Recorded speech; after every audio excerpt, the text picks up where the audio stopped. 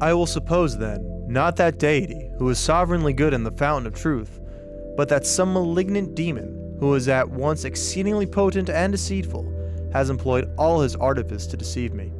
I will suppose that the sky, the air, the earth, colors, figures, sounds, and all external things are nothing better than the illusion of dreams by means of which this being has laid snares for my credulity. I will consider myself as without hands, eyes, flesh, blood, or any of the senses, and as falsely believing that I am possessed of these. This is the philosophical concern René Descartes quarreled with in the 1640s. How do we truly distinguish the real from the fake? While thinking about this, he realized something truly terrifying. It could very well be the case that, somehow, some way, there is something that is giving us a completely false existence and false sense of everything. This is known as the Cartesian Demon, an all-powerful being that deceives us in every way possible. If the demon exists, then even things that seem indubitably certain, such as mathematical truths, are completely wrong.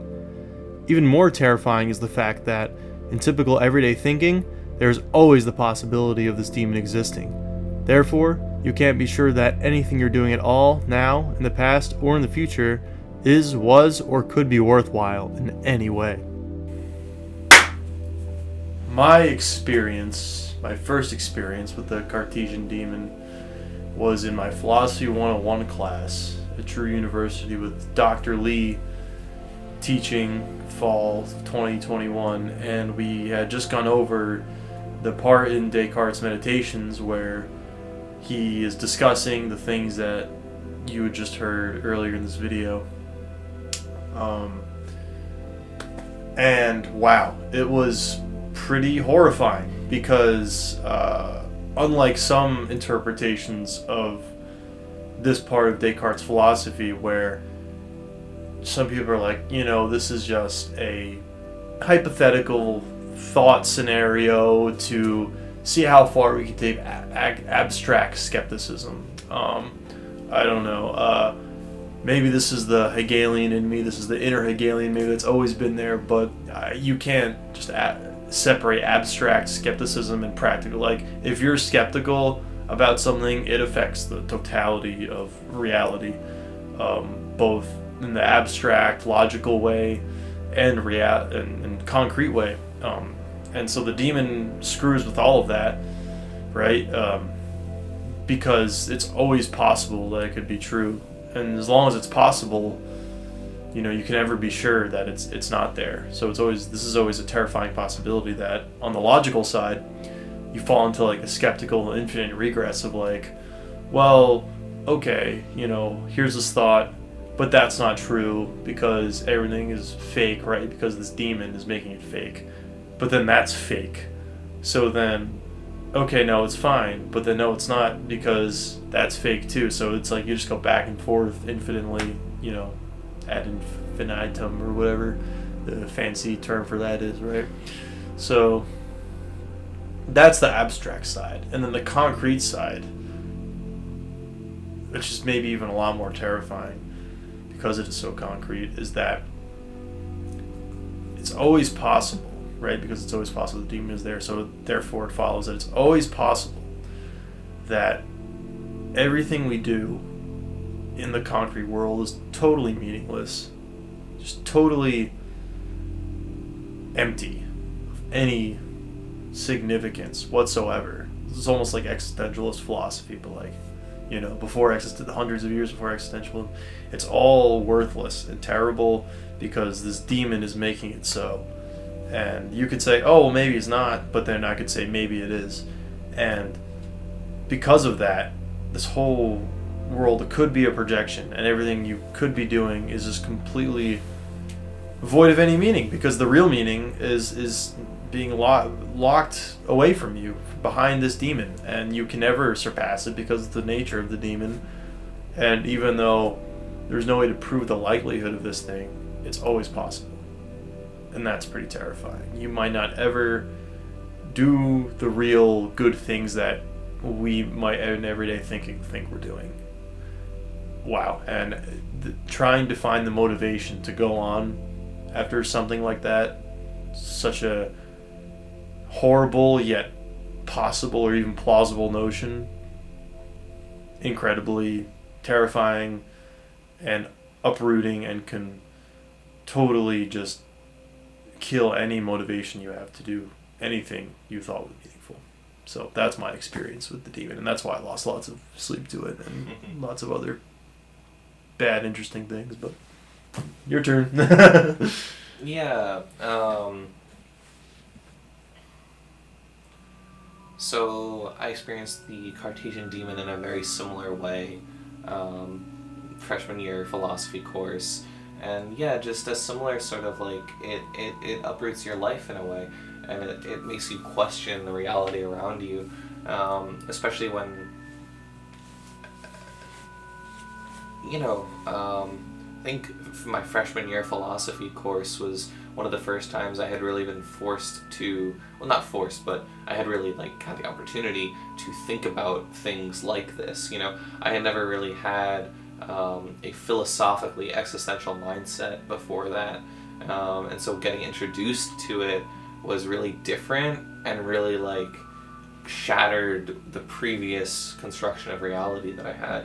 It changed things. It opened me to this idea of darkness and darkness of just what reality could be as a concept. And that was definitely difficult. But I think overcoming that difficulty and that struggle was really rewarding. Awesome.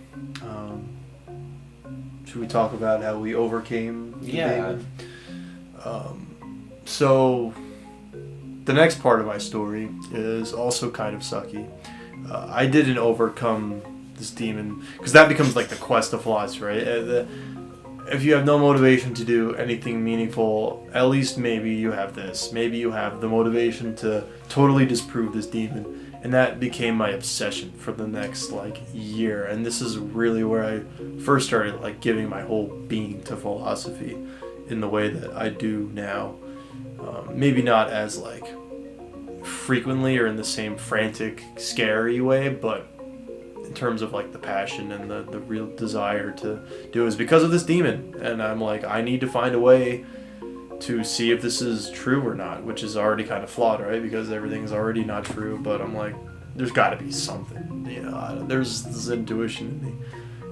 Maybe, but I don't know. Everything I could think of was already just getting negated by the demon. So I'm okay, well, a philosopher introduced this to me. Maybe a philosopher will take it away. So I kept going through philosophy courses. I declared the philosophy major. I was get this demon the F out of my life, man. So, didn't happen for a while, unfortunately, which is the sucky part that I was talking about a second ago. But then the sucky part ended, luckily, and I did in fact overcome the demon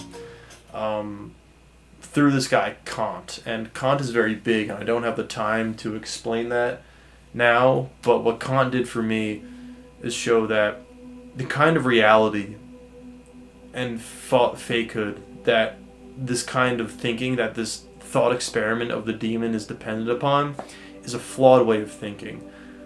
Because it's not really there's an unknown, unrestricted part of reality to us, or restricted part of reality to us. I mean, Kant thinks there is a thing in itself that is inaccessible, but we can know that.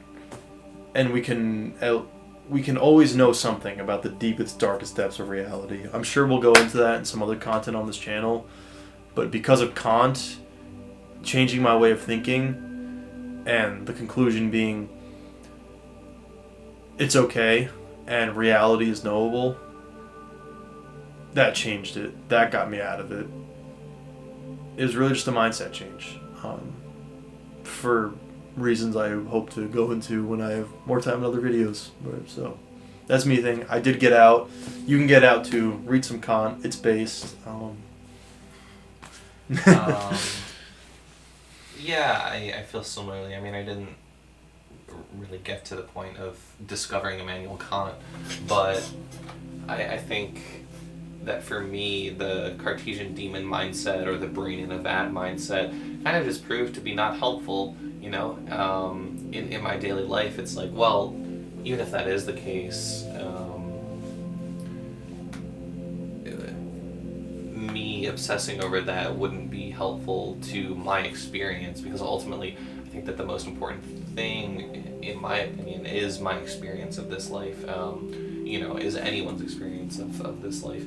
And for me, I also see reflection in reality of how I am, you know, like how my mindset is, that seems to reflect back to me, and that led me away from this sort of nihilistic existentialism and into a more like union with reality, union with the universe, because once you start to think positively about these things and to think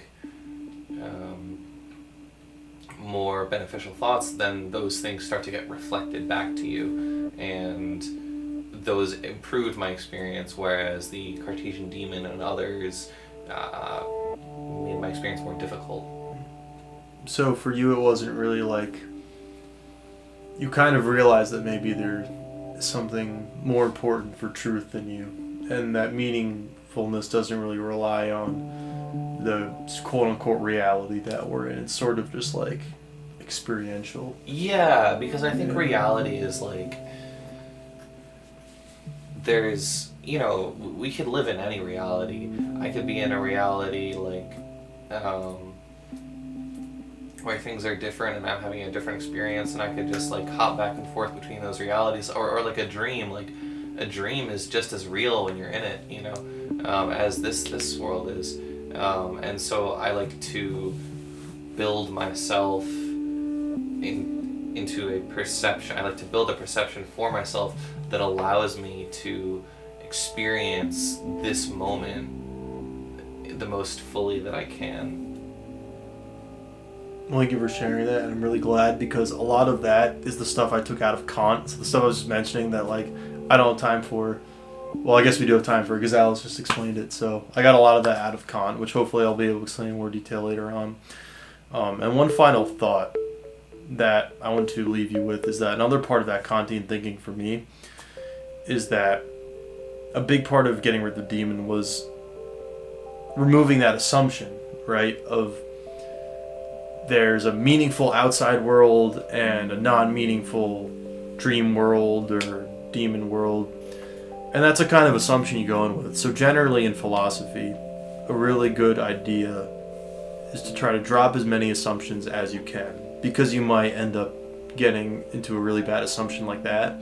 Or even if you end up with an assumption that ends up being true, you really know why it's true, and then it won't be able to be helpful for you. Like, right. Having knowns as opposed to beliefs. Yes, which was kind of Descartes' whole point in writing his work in which he discovered this demon. So it kind of works out full circle nicely that way.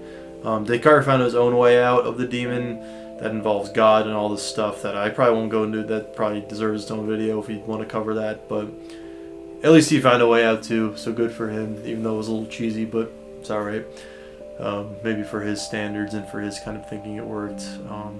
But yeah, so that for us has been the Cartesian Demon. Do you have any final thoughts? I think I'm good. Yeah. Cool.